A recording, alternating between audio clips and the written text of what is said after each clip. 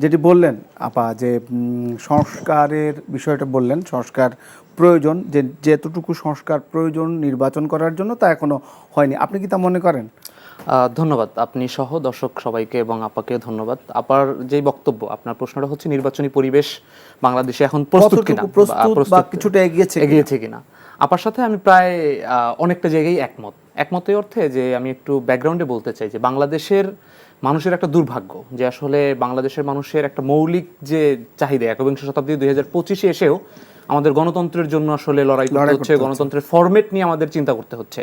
একটা ন্যূনতম বাংলাদেশের এই 53 বছর 54 বছরে আমরা সবগুলো দল রাজনৈতিক পক্ষ মিলে একটা জায়গায় একমত হতে পারিনি যে আসলে আমি কোন প্রক্রিয়া নির্বাচনটা করব। বিভিন্ন সময় এটাকে হয়েছে। তো গণতন্ত্র মানেটা কি? গণতন্ত্র মানে হচ্ছে জনগণ, আপনার শাসক হচ্ছে জনগণকে প্রতিনিধিত্ব করবে। সেটা প্রথম প্রাইমারি স্টেপ হচ্ছে ভোটের মাধ্যমে প্রতিনিধিত্ব করবে। আওয়ামী লীগের মতো যদি ভোট চুরি করে কিংবা ভোট দিতে আপনাকে না দেয়, একটা পর্যায়ে গিয়ে আপনি ক্লেম করবেন যে তোমার এই ভোটের নাটক আমি আর চাই না, আমি আমার ক্ষমতা ক্লেম করলাম। যেটা 24-এ হয়েছে, যখন আওয়ামী লীগ বিগত 15 বছর 20 বছর মানুষকে ভোট দিতে দেয় নাই, চাপায় রেখেছে, মানুষ ক্লেম করেছে।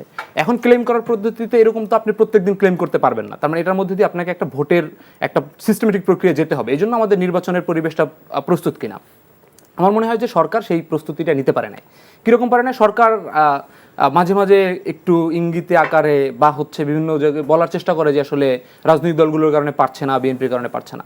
আমার কথা হচ্ছে সরকার করতে চাচ্ছেটা কি সেটা তো সরকারকে আগে ডিসাইড করতে হবে, স্পষ্ট করতে হবে। যেমন আপনি দেখেন 2022-এর আইন দিয়ে আপনি নির্বাচন কমিশন করলেন, আপনি কি সংস্কার করতে চান অ্যাজ এ সরকার থেকে? আপনাকে তো বিএনপি কি বলেছে, তাহলে সেটা আপনি প্রকাশ্যে বলেন যে বিএনপি আমাকে এই 22 সংবিধান দিয়েই নির্বাচন কমিশন তৈরি করতে বলেছে। আপনি একটা নির্বাচন সংস্কার কমিশন তৈরি করলেন, তার আগে হয় তাহলে তারেক রহমান আজকে বলেছেন যে সংস্কার ছাড়া, একটা জরুরি সংস্কার ছাড়া তারা নির্বাচন সম্পন্ন করা যাবে না। আমি শেষ করে জায়গায় যে সেটা হচ্ছে যে আপনি নির্বাচন সংস্কার কমিশন তৈরি করেছেন, তার রিপোর্ট পাওয়ার আগে আপনি কেন নির্বাচন কমিশন তৈরি করবেন?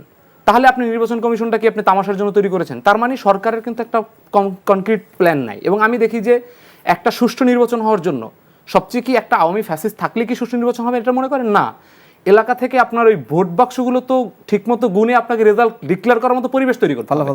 এখন এলাকায় যেই ধরনের নেতাকর্মীরা আছেন, রাজনৈতিক নেতাকর্মীরা, তাদের মধ্যে কি ওই সহাবস্থানটা আছে?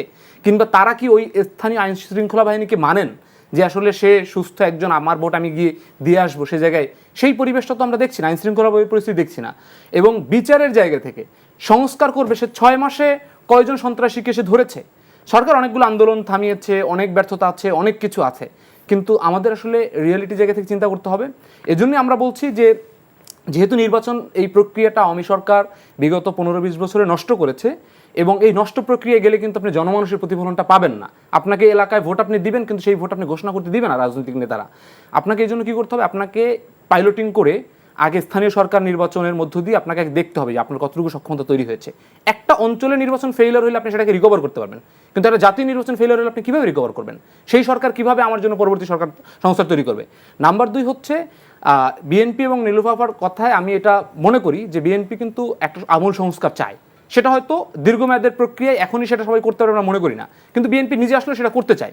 তারা তো সংস্কারের জন্য 31 দফা দিয়েছে, প্রায় 58টি সংস্কার প্রস্তাবনা দিয়েছে শুধু সংবিধান সংস্কার কমিশনে। তার মানে আপনি 107টা বা 10টা ইয়ার মধ্যে ধারার মধ্যে আপনি 58টাই পরিবর্তন চান। বিএনপি কিন্তু এই জায়গায় অ্যাগ্রিড এবং তার ইতিবাচক পরিবর্তন আছে, কিন্তু এটা যদি আপনি সংসদের মাধ্যমে শুধুমাত্র একটা সংশোধনী আনেন, তাহলে কিন্তু 2 দিন পরে হাইকোর্টের বাতিল করে দিতে পারে। যেমন আমরা দেখেছি না, শেখ হাসিনার সংশোধনী কিন্তু এখন বাতিল করে দিয়েছে।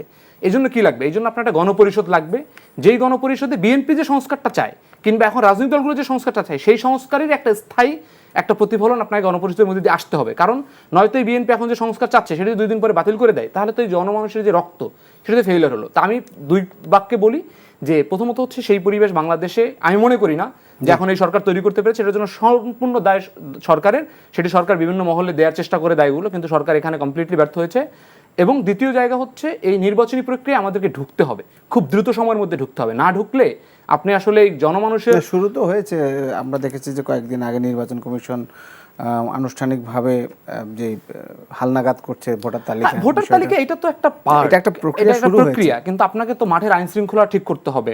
আপনাকে নির্বাচনটা কি প্রক্রিয়া করবেন, এখানে যে আপনার আসন বিন্যাস কিংবা আসলে দলীয়গুলো তারা কিভাবে প্রক্রিয়ায় আসবে, এই সংস্কার অবস্থানগুলো আসছে, তাদের সাথে দলের সাথে কতটুকু আলাপ এগিয়েছে।